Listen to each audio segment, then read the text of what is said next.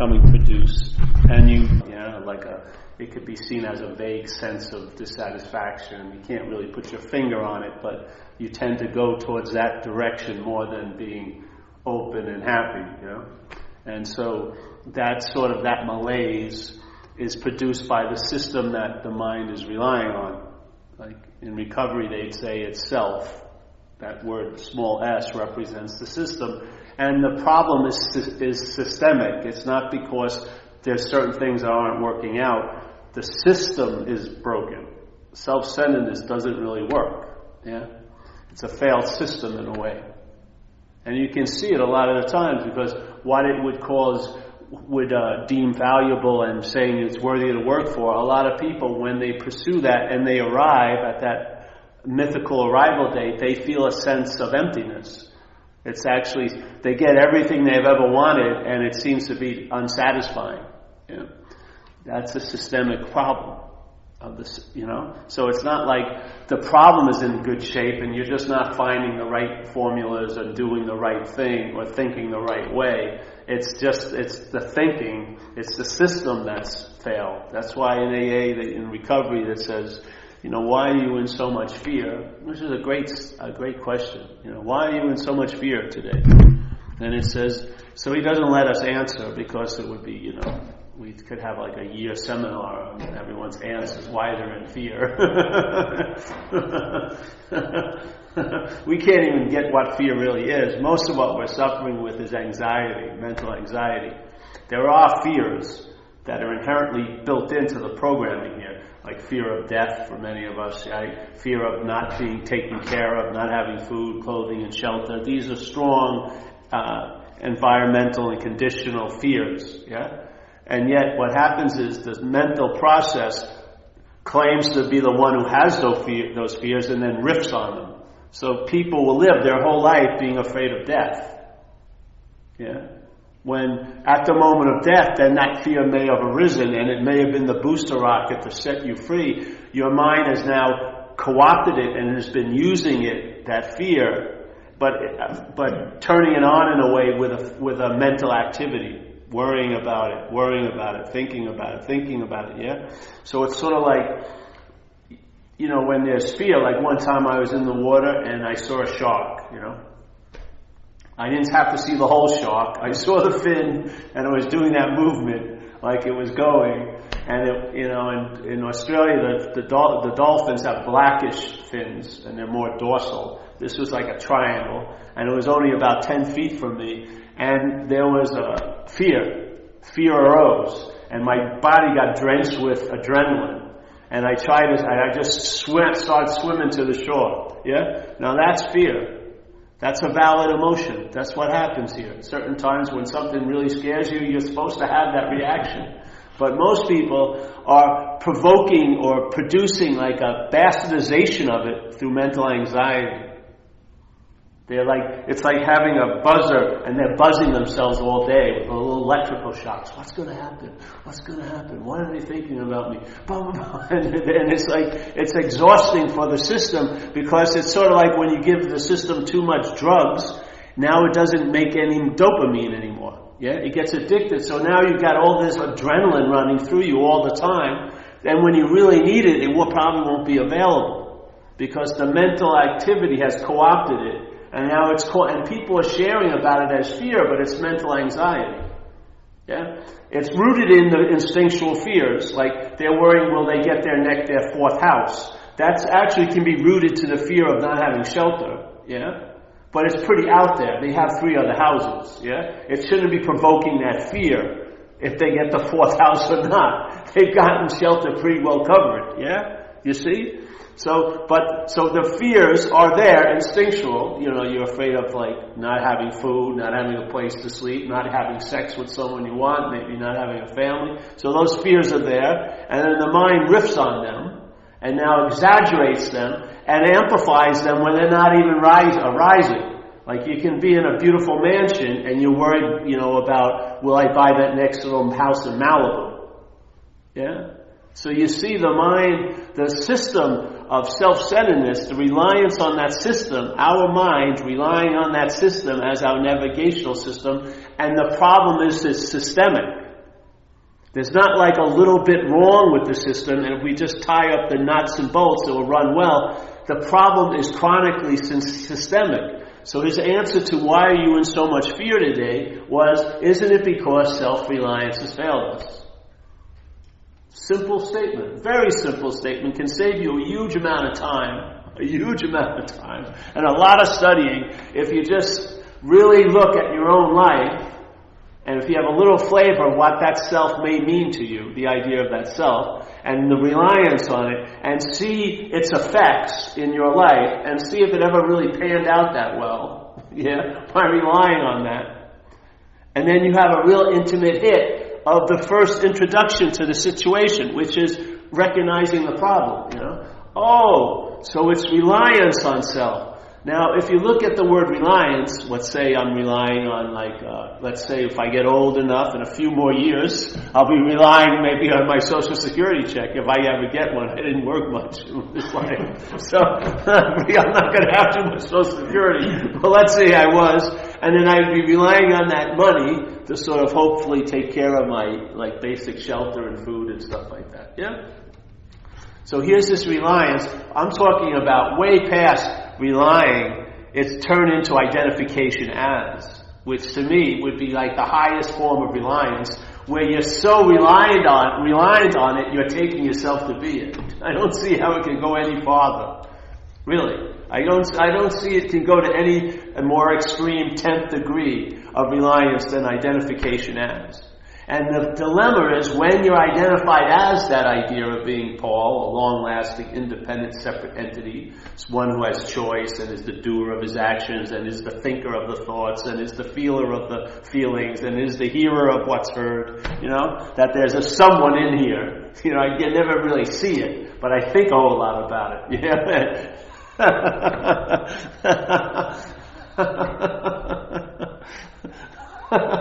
That identification of self, you won't know you're identified as self while you're under it. It's one of the greatest masking agents of all time, because no matter how much calamity it produces, no matter how much irritability and restlessness it produces by relying on it, you'll never figure it out because you're taking yourself to be it. And this is where you run into the statement in recovery. It says self can't get out of self. Yeah? So self is what's producing the irritability, restlessness, and discontent by your compliance with it, by being identified as it. It doesn't have the ability to produce it without your juice. See, this is the solution, right? That reliance on that system called self-centeredness cannot have any power, quote-unquote, over you unless you're identified or aligned with it. That's why there's a solution, right, where the problem seems to be. And in recovery they say, you're not someone who has a problem, you are the problem. The only way you can be up the problem and have a solution from that is that the problem's identification as. So if you question the identification as, maybe, just maybe, it's not so, there's your solution. Yeah? There's your solution. The problem at that point is now not going to irritate the problem by trying to escape from it as the problem, self out of self. It's going to stop and question the identification as, which is the linchpin, in my experience. That's when true, really lasting relief started to show up and stabilize. When that little linchpin was pulled, and I saw it as a foreign installment, and that view was given to me. I didn't practice seeing it as a foreign installment. Something happened with my mind, and my mind shifted out of one calibration, which was self-centeredness, and shifted into another calibration, and then looked back on the other calibration, and saw that, I'm not that. All of that's being implied, insinuated, inferred, I'm not. Sudden possibility that had never seemed to be an offer, I could entertain it. And at that very second, the next thing my mind entertained is, hey, if I'm not that, I can be free of it. Not free as it, which is the bondage of self, but free from it. It wasn't like a giant chasm of time from the one possibility, like, hey, I'm not that, to the next possibility, hey, I can be free from it. All I needed was that information, that maybe, just maybe, I'm not that. That which is being inferred by this system, implied, insinuated, reinforced all day, thought about all day in this context that I'm the doer, I'm the haver, I'm the alpha and the omega, yes? Because the whole thought system is all about reinforcing that. It's like, it seems funny, but I always use this now because people will see me and they haven't seen me in a while, and they go, Paul, you're growing your hair. And I go, no, I'm just not cutting it, yeah? It's not like I take a few hours during the week and I go home and grow my hair. You know what I mean? All right, I got to leave early. I got some growing to do. You know what I mean? I don't cut it and then it grows. You see, this very blatant assumption that you're the doer of a lot of things that you have nothing to do with is just insinuated and implied by the language that we're using. Yeah. So if someone said, "Hey, I've got to go home and digest the burrito I had yesterday," we'd all laugh. You don't have to go home. You continue to do what you're doing, and the body's digesting it. Oh, yeah. You mean I have nothing to say about it? No. Right after it passes here, that's it, basically. You know what I mean? Once it gets in there, it's basically out of your hands. It's a nice point to surrender. But there's a much subtler process happening in the brain and the body, which is here, the brain, it's the thought system. And we're in a position of thinking we're the thinker of that. That we are doing that, where we can't even digest our own food, we can't even shit when we want to, but we're the thinker of this very subtle process called thought. It's an amazing, arrogant leap of self-centeredness to believe that's under your jurisdiction. That you're the thinker of it. So once you see, hey, I may not be that, I can be free of it. And what starts happening? The first thing that comes under suspicion is the thought system and the language of the thought system. You start seeing it, how it's subjectifying me all day as I'm the doer and I'm the haver, I'm the thinker, I'm the mover, I'm the shaker. And that mantle of authority is weighing really freaking heavy on me, and it's actually produced a fertile field where guilt and shame is growing quite a lot, like a fucking marijuana plant farm, with the best hydroponics, I mean, these things are fucking getting huge, and they're an imaginary field that actually doesn't exist, but in my head they exist, because my head is constructed in time. In my head, the past is much more important than now, and the future is much more important than now. So the guilt and shame is being harvested when it goes over all my past events and sees where I did something I shouldn't have done, or I omitted something I should have done, and so on and so forth. And it builds this giant story about you. Yeah? About this you that you are. And then the real motherfucking trip is, now you want to get out of the you that it's made to be you. It gets you in such a beautiful thing. It builds this edifice of you, and then it provokes this feeling of, I want to get out of that. And now self tries to get out of self, which is the biggest form of bondage of all. Look at how many people, every freaking day, they're looking to escape.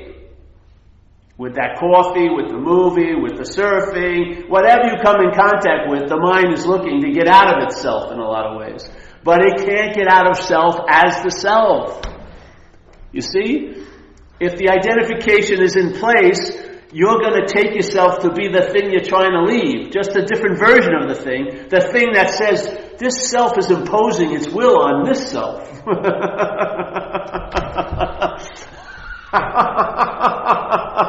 This self wants to get out of that self. They're both the self. They're both the selfing.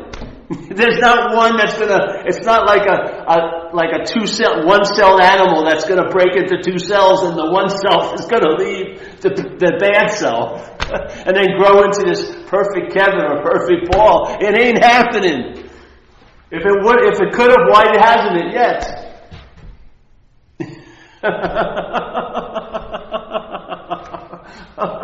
So the bugaboo is identification as. It's a verb. It's an activity. It's not an event that happened because it never happened. It just seems to be happening. That's the highest form of reality it can reach, is it seems to be happening.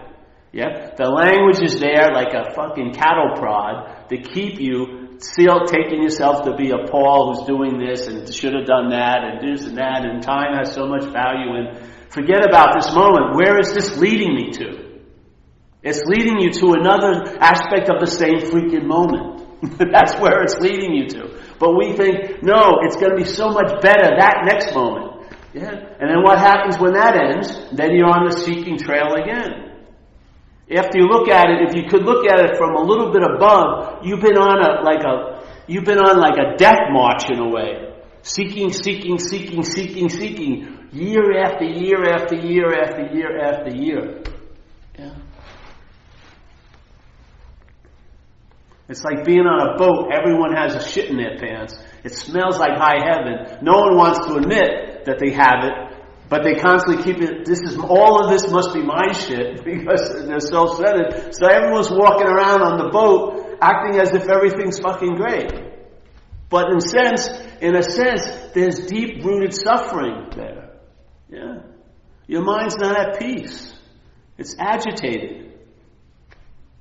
If it runs into peace, it will say that it was working towards that moment, but when it arrives there, it can't enjoy it because the mind is fixated on time. It says, well, I'm feeling it now, but will I be feeling it tomorrow?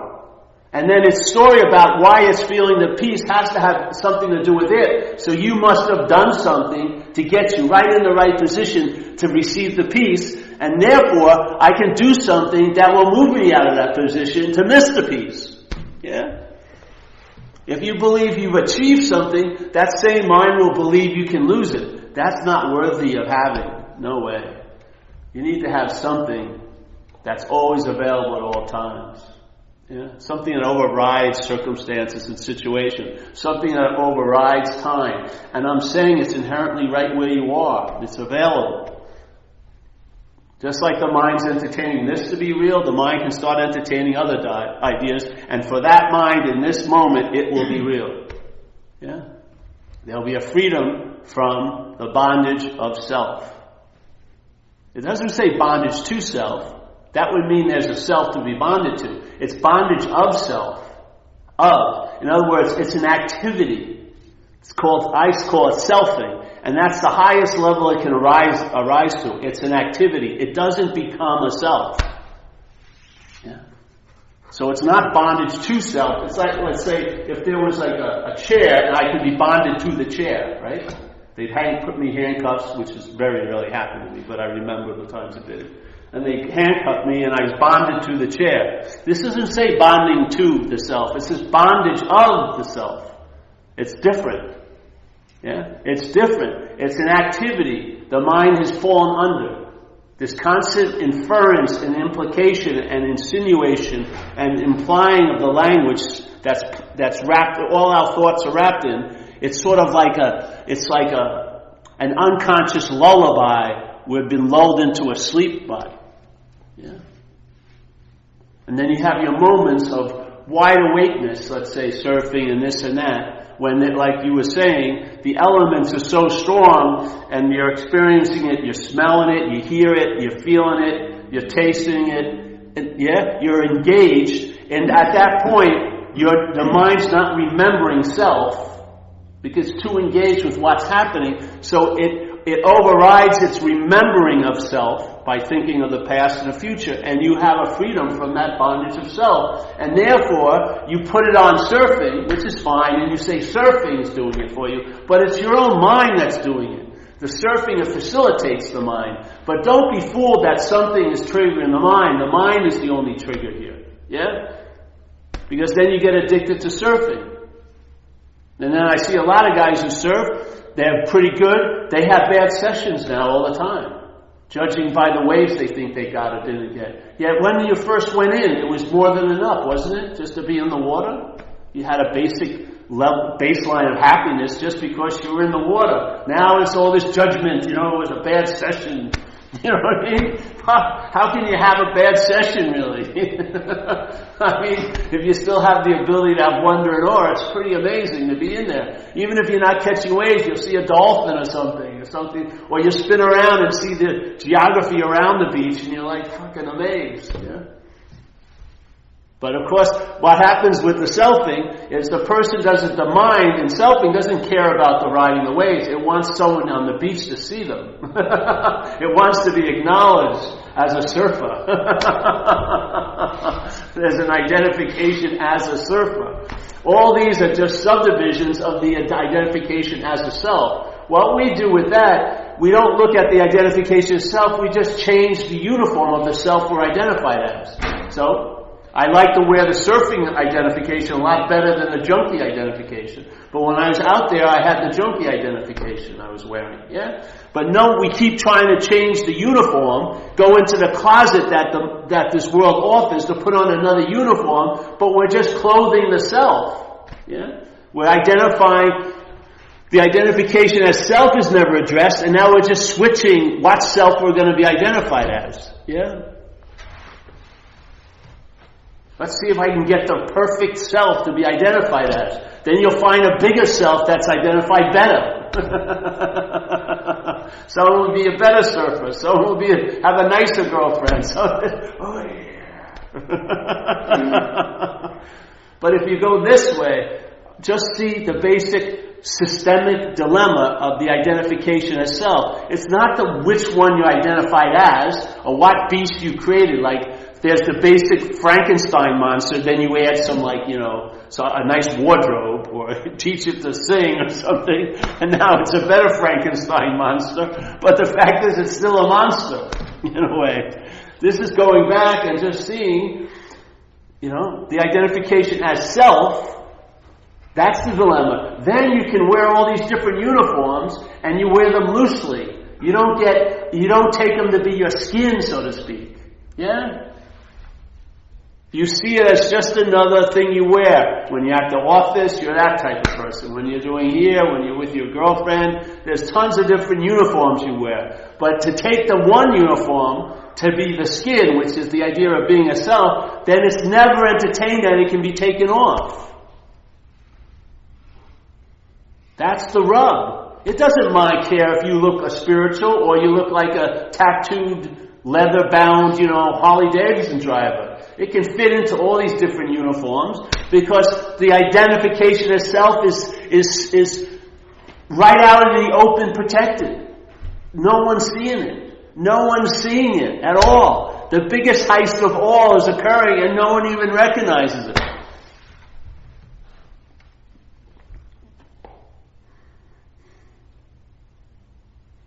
So it says bondage of self. So it's an activity, yeah? So the mind is entertaining this idea of being a self. It can never actually complete that entertaining. It can never be a self. Therefore, if you ever had a desire that was frustrated, what happened? Let's say you wanted to get to the beach, you couldn't, or the girl, something like that. You really wanted her to like you and she liked somebody else. What happens when you have a desire that's frustrated? It usually spawns other desires. You go out, get loaded, go home, eat a pint of Häagen-Dazs, you know what I mean, watch porno or something.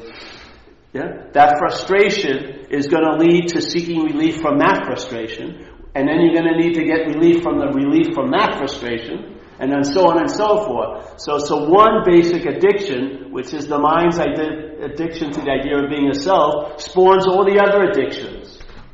Yeah? They're not addictions unless the mind gives them that meaning. Yeah? So for me, it went from identification as self, then I was addicted to fantasy, reading Edgar Allan Poe and all this stuff. Then I got addicted to drinking, quickly moved into drugs. Then I got addicted to spirituality. Then I got addicted to, not recovery, thank God. But I got addicted to spirituality, yeah? And then suddenly that addiction to spirituality took me to places where I saw the fundamental flaw of all the fucking looking and the seeking, that the selfing was just putting on another uniform. This one was going to have white robes, have a very thin physique and pretty pale, and probably bad knees for meditating so long. But I had a bright look. I was giving you that loving gaze through the emaciation. Yes, honey.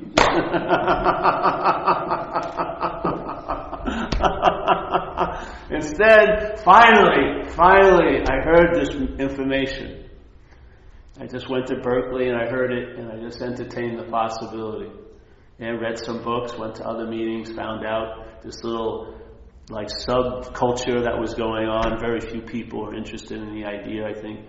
And I just started sniffing around like a bloodhound, checking things out. And all the while, when I was introduced to another novel idea concerning it, I entertained it. I walked around and I sort of paused and I was just sitting there. And after a period of time, the calibration of my mind shifted where it was so obvious because I was teaching this workshop in recovery called the Fourth Step Workshop, where I taught I do a 4-week course every month in the dry dock, and I go over how to do a 4th-step inventory, at least for the first few years. Then it morphed into something else. But then my mind changed, and that chapter that I had read many times, and I thought I knew what it meant, suddenly was a repository of all new meaning being generated by seeing the words. And I read this statement, very clear, simple statement. Being convinced, which means to believe with certainty, being convinced that self, manifested in all these various ways, is what has defeated us. We will now look at some of its, meaning self's, common manifestations. I saw it. It was so blatantly obvious that it was a foreign installment. It wasn't from the book, it was from my own mind. The word triggered a whole different meaning than I had ever had about that. And I saw it as, I'm not that. That's the fucking solution. That's the only solution that's worth its name, a solution. Because if you're not that, that's that, basically. Yeah. It doesn't mean you stop wearing uniforms. You identify, there's identification as this and as this and this, but they're worn loosely. You don't take them to be your own skin anymore. Therefore, there's freedom in it. Yeah. It can't bind you anymore. Because you're not mining for a new identification. You see, just the act of identification is the dilemma, systemically. Not that I need a better one, but even that better one will still have a systemic failure of the system. I'll be identified with a better self, but it will still be a failure because I'm not that. Yeah?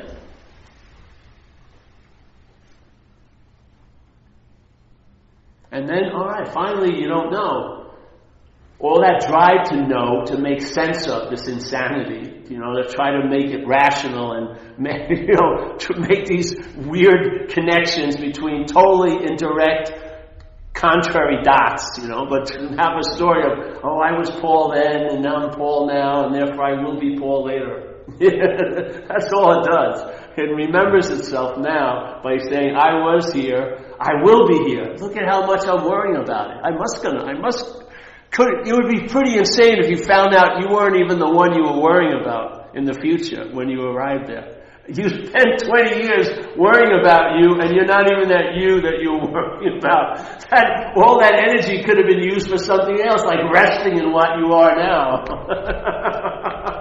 Maybe. It's just another possibility. You may find it's much more conducive to being happy, joyous, and free when the energy is resting in what's going on now, instead of being invested in that bank of self with hoping to have a great dividend 30 years from now when you arrive. You'll be like, you're going to have a bad surprise.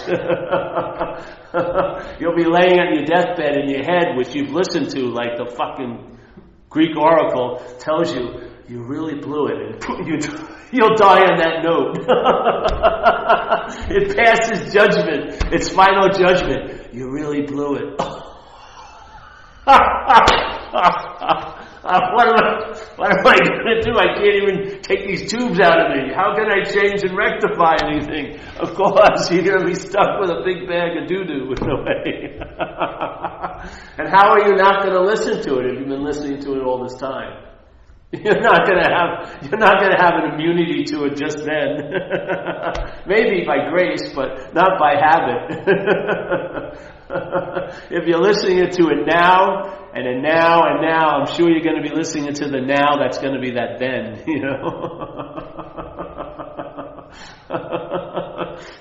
It's going to be triangulating you somewhere else at some other time, trying to remember you. when all your faculties are giving away, and you'll still be, grabbing at identification.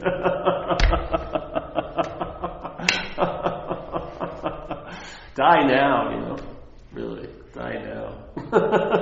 It basically looks like you're either dying as a self, which is you're devoted to the thought system and you believe in all the fuck it's saying up there, which is dying as a self. Yeah, because you're dying to this invitation right now. You're dying to what's possible. You are. You're basically dead to what's possible. You're like in a vertical coffin with wheels. You think you're moving, but basically you're already laid to rest. Or you're dying to the self, where you have immunity to the thought system. You don't fall for all the inferences and the references, and when other people are trying to refer to you as a you back then and refer to you as a you in the future, you can nod your head, but you're not buying it anymore. You've got some kind of reprieve, yeah? And you rest in that reprieve, and you make it your new home, and it becomes your new navigational system, and it's reliable, and it will demonstrate its reliability in every fucking day you're in. Yeah. Then you'll be easily see that the horse that you've been riding on, it's been dead, basically. You get up and you move to a living horse and you get on that one. Yeah? And then all these wonderful things happen. A lot of the effects, they're almost like strangulation points of the system.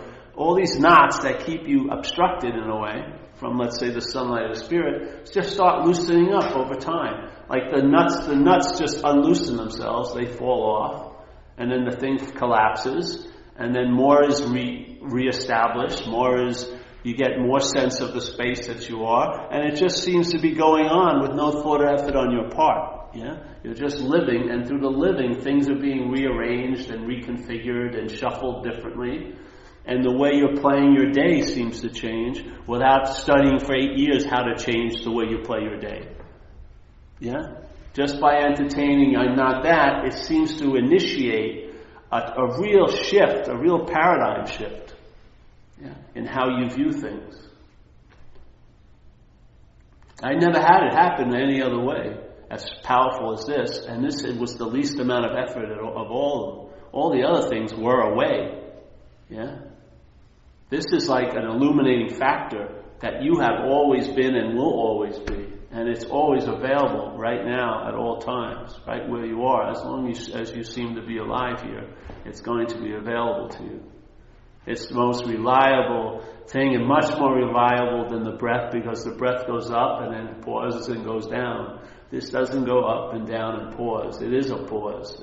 It's like the pregnant stillness in every moment. It's the context of all your days. The context. It's the mind itself.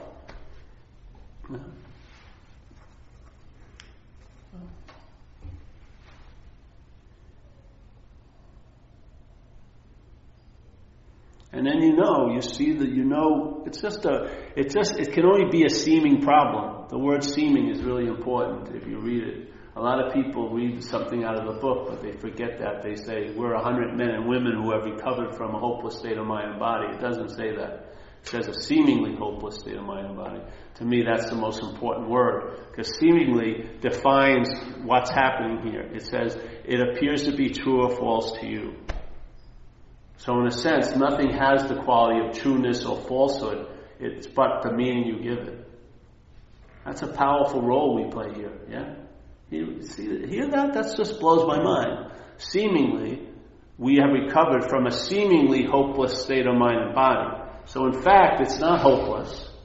It's seemingly hopeless. In other words, it appears to be true or false to you. So what happens?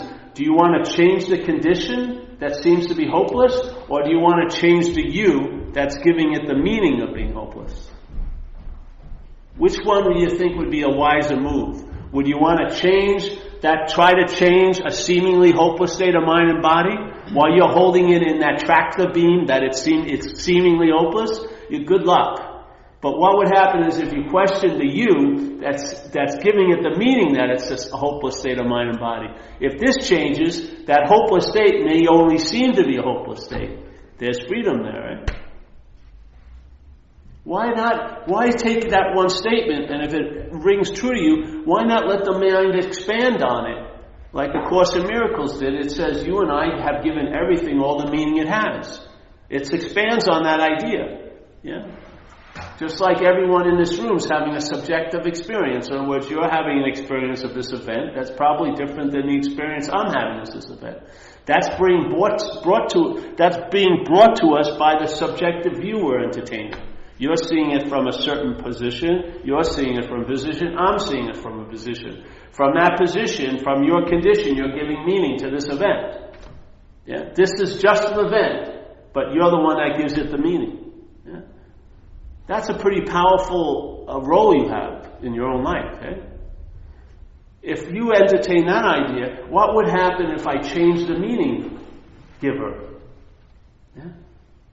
If most of the meanings I'm giving it seems to be all the meanings everyone else is giving it, then it looks like we've been captured by a system of thought called self-centeredness, and we're all basically giving the same meaning to things. Different degrees, but basically the same. What would happen if we entertain the possibility it's just a helmet, we could take it off? Yeah? Let's see another modality of mind start giving meaning to your life, and then see if it fits you better. For me, I've been doing it, it's been happening, let's say, for 15 years or more. This fits me a whole lot better than the modality I was under for the 45 years before that. It just works for me so much fucking better.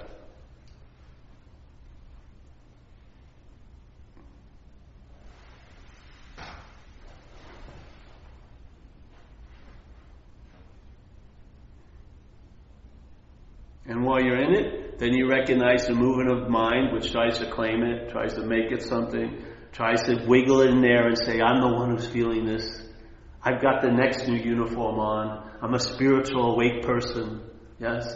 I've got this, I'm going to wear this uniform forever. It's my uniform. You will fucking lose that uniform. You'll be broken down from whatever mythical position you're in, general or corporal, colonel. You'll be a private again. It has to happen. But if you can see the mind's activity and see it as it's always going to try to take advantage of anything. It's going to try to claim everything. If you can start recognize that, it will prohibit it from the heist. The heist will not be able to go forward if you see it. Yeah? You'll start having immunity to it. Then you'll just see it reaching out, trying to grab, but it won't get any hold on anything. Yeah? And after a while, it gets tired because it needs to be reinvigorated by what it grabs onto. If it just keeps grabbing and nothing gets to be held, it starts losing that impetus. Yeah? So your mind rests finally. It finds fucking peace.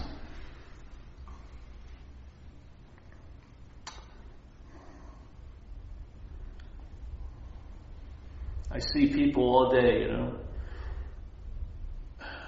If they would probably give anything to travel lighter every day.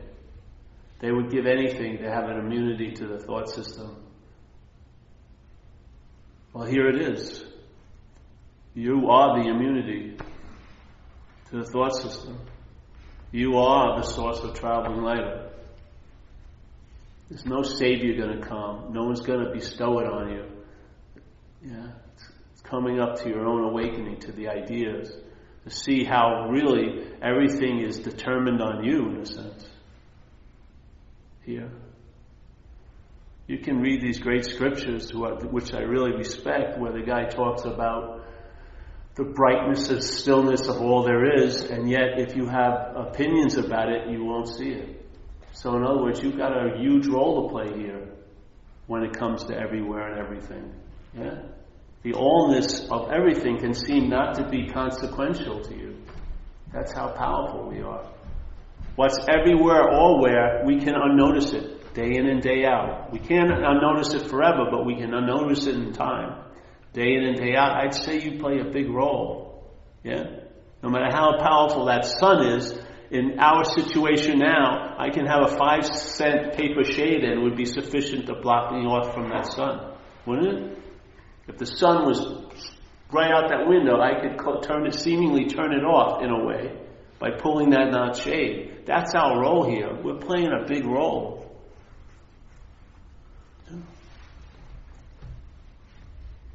And the society and a lot of the thinking wants to make us a victim, wants to make us passively aggressive, just accepting shit all the fucking time. Acceptance sometimes means you take action. It doesn't mean you just keep accepting stuff. Sometimes what you accept is that it's unacceptable. And then you fucking rise up and there's an action occurs. You've had enough. Yeah? It's not like a passive little way of life.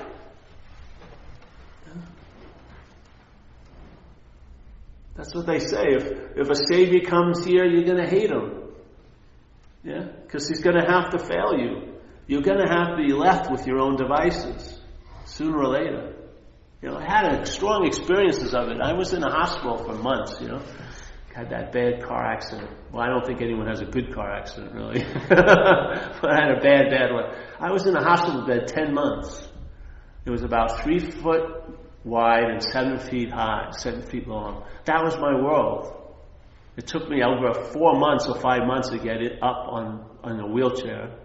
And you never, I felt levels of what you would call aloneness, unbelievable, I was in this hospital room, and I'd be there, I'd be the one constant factor, and I'd have new roommates coming in every week, but I was the one person who stayed there. Have a new person in, but there I'd be. They'd come and go. I had like 4 or 5 different people in 2 months, but I'd be the one person in there. And, my friends would come, my family would come, but there was a sense that they don't know what it's like in this objective experience to be in this bed all day. I couldn't even move. My one was, both legs were up, but this was for 35 days, this was 27 days, so I was like this in traction. Usually pretty awake. And then the sense of the life force was almost like out. The candle was the flame was not even flickering, it was just so small. Then there was the sense of presence, and then there was the yapping of the conditional mind. They seemed to be 3 distinct things going on. It was so weird. And the ego was sort of like a Johnny-come-lately. It was never there when the shit hit the fan. It just shows up to start reviewing the shit. Oh, you really did it now. Thanks a lot. Why didn't you tell me that when I'm walking across the street? You could have saved me from all this. And he just keeps pointing out to all the fucking things I did. Oh, wonderful, thank you. You're making it so much nicer for me now.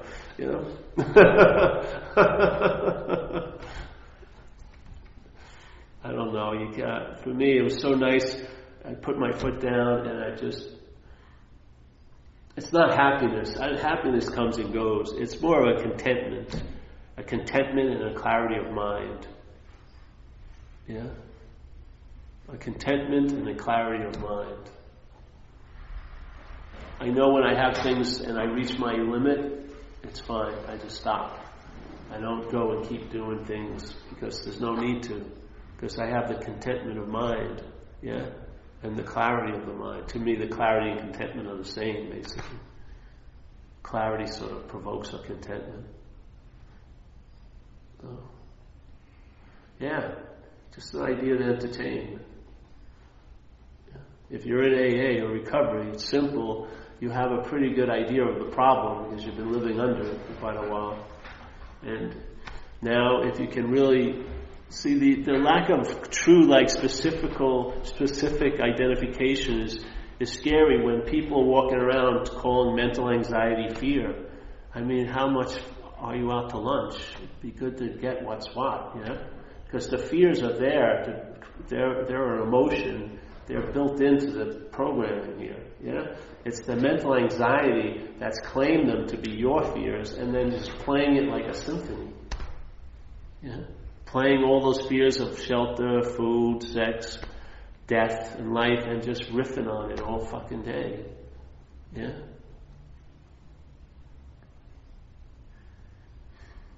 So this is identification of self, is what I found to be the root of the problem. Yeah? And I've been persistently sharing it now for a long time, and I hope I continue.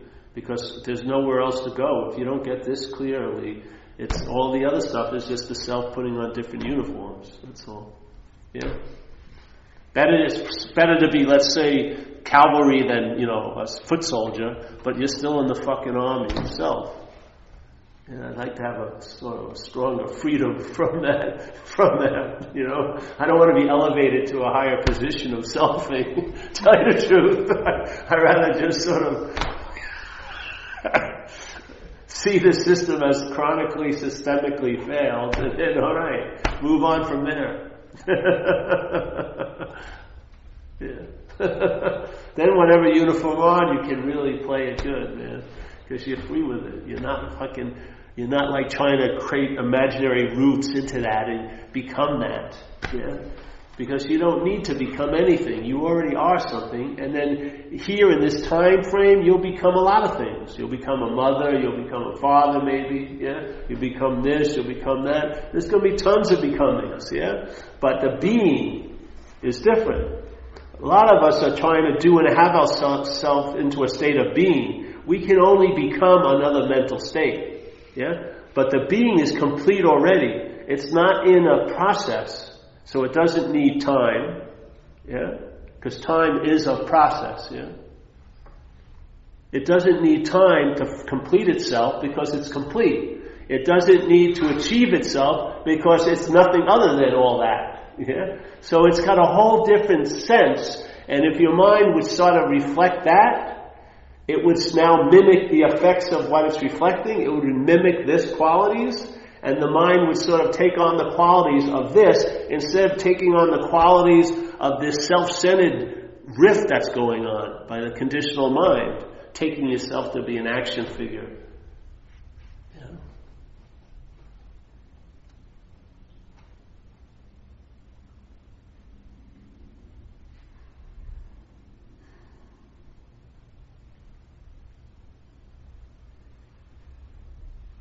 And I just watch people, they've been entertaining this for a while, and it's working. How hard is it to go for something that works? Are we that out to lunch that we can't even recognize when something works? It's nice, I mean, why would I not? If this wasn't available to you right now, I wouldn't bring it up because I'd have to be selling you a product. At a future date, if you do this and this and this, you can maybe, just maybe, get that. That to me is a blatant lie. It doesn't work. There's tons of that going on. I have confidence in sharing it with you because I know its availability is right now. I just do. I've seen it. Yeah. You already have a way of life, probably. Kayaking, surfing, this and that. Let this become an illuminating factor in it. Yeah. Instead of seeking a path to illuminate, find the thing that illuminates all paths, which is you. It's not going to be anywhere else than where you are. That's the only place you're going to find it. It's not in Schenectady or Hoboken or Cornwall on the Hudson. It's not there. It's not hidden in some cave or anywhere or in some jewel that's been buried 8,000 years ago. It'd be the finder of the jewel. That's who it is. We can give the meaning to the jewel, but we'd still be the one that was giving the meaning to it. Yeah. So, hallelujah, man. I'm so happy about this news. So happy I had the chance to hear it. Really. It just brought a leavening agent to my life where I can actually show up a day at a time here and not take it too seriously. Yeah. Before everything was way too serious. Yeah.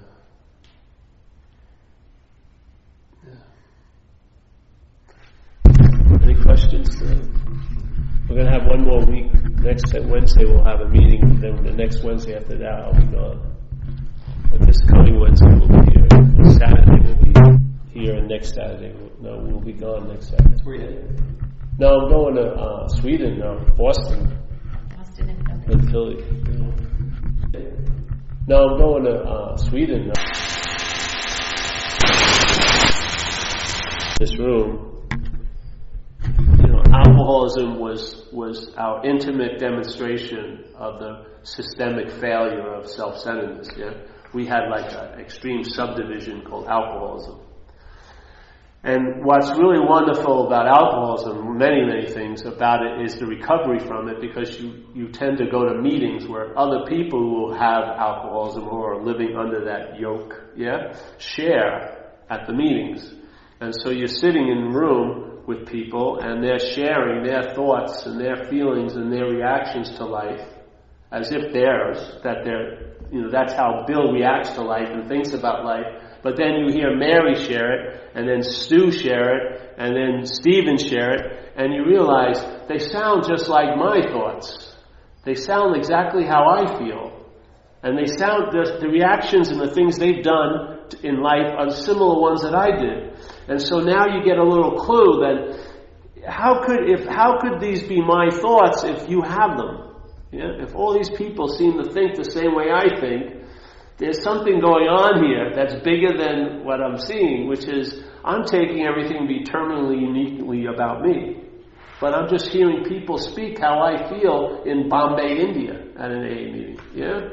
Coming from totally different environments and societies, yet the basic feeling is the same, the thoughts seem to be the same, and the reactions to life seem to be the same.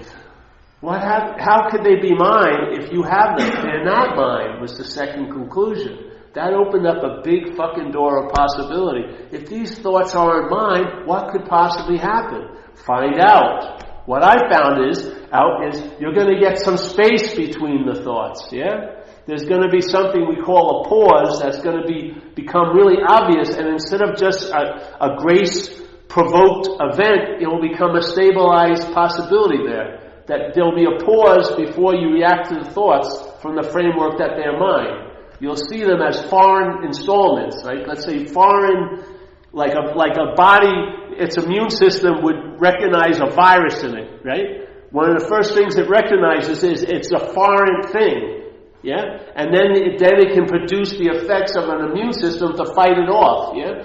What happens with alcoholism and self-centeredness, the foreignness of it is taken to be you. So even when the virus is running through what you call you take the virus to be you. So your immune system never kicks in. Yeah? It doesn't, the recognition is when it's seen as a foreign installment, that's when the white blood cells start producing, and then they go to that area and they combat it, right? The virus and stuff. And they stem its wanting to grow and get stronger where it dominates the system. The same thing, we've been listening to thoughts which are like, they're triggering a takeover by a foreign installment, yeah?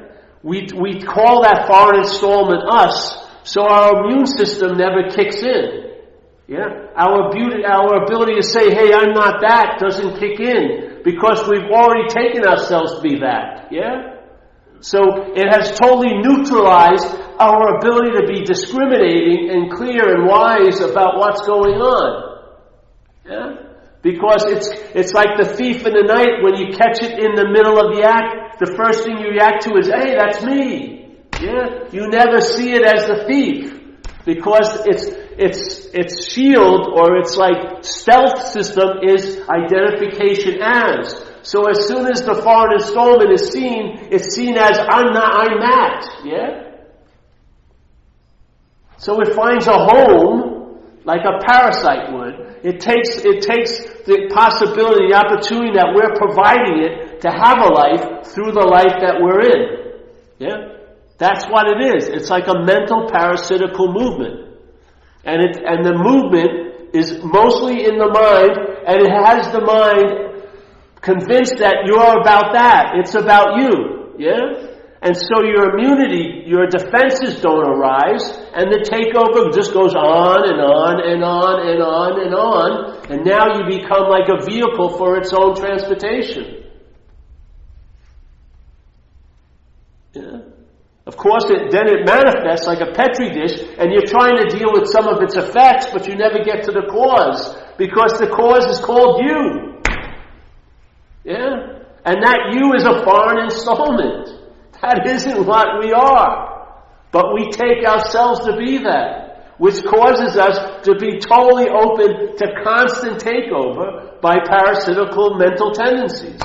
Greed, avarice, lust, all these things can take one over. People get into pornography and it just has a life of its own. People go into stalking people, it takes a life of its own. That guy who had the 3 women in his cellar, I'm sure he didn't start out with the idea of having 3 women.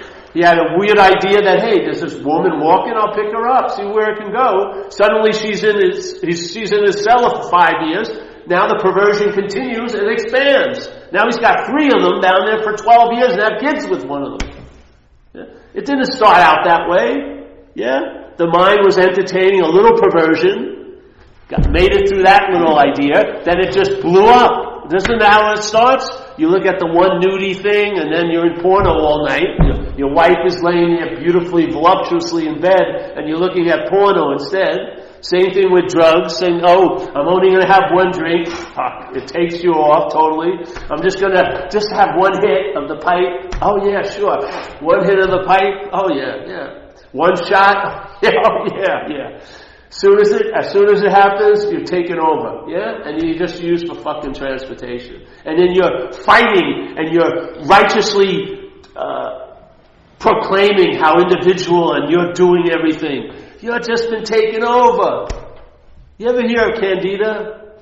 A little bug in your... It's not a little, it's an old fungus. Very, very old. It's in our system. It's in our body, yeah? Now it's learned, it's broken through the intestinal wall. It goes into the blood. It goes everywhere. Some research says most sinus infections are candida.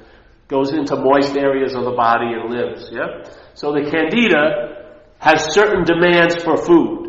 It needs food. It finds food in like white floury stuff. Yeah? Most people who have candida tend to really love bagels. You know, they love white bread. They like a lot of bread and wheat. Yeah? Now they're thinking, because a foreign installment hasn't been seen as a foreign installment, they're thinking they love bread. They love bagels. And they have a giant story, maybe an ethnic story of how much they love bagels. Yet it's the candida that's getting it can't go out and shop. Yeah? Just like alcoholism can't pick up a beer. It has to use this opportunity to get a beer. It can't have alcoholism. It can't drink it. But it's its fuel. Yeah? So here's this thing, candida. The candida is jacking into your system. You don't see it as foreign because you've already been taken over. And it's going, get that fucking flour. You know what I mean? I'm hungry down here. You know, eat a huge amount of it just before you go to bed. That's when I can have a big feast. When your rest of you is asleep, I'll be churning away in here. You'll wake up fucking tired, farting, bloated. Oh yes, and you'll want to have. And as soon as you wake up, you'll have another bagel, and you'll keep giving it. It's been jacked in by a fucking intelligence in a fungal level. Of course, if you don't see it, if you take it to be you,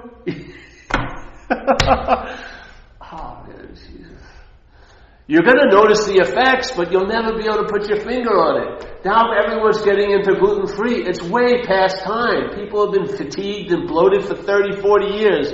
And now they're finally dawning on them, if they stop eating gluten, they feel a lot better. Jesus Christ, it took forever to get to that idea.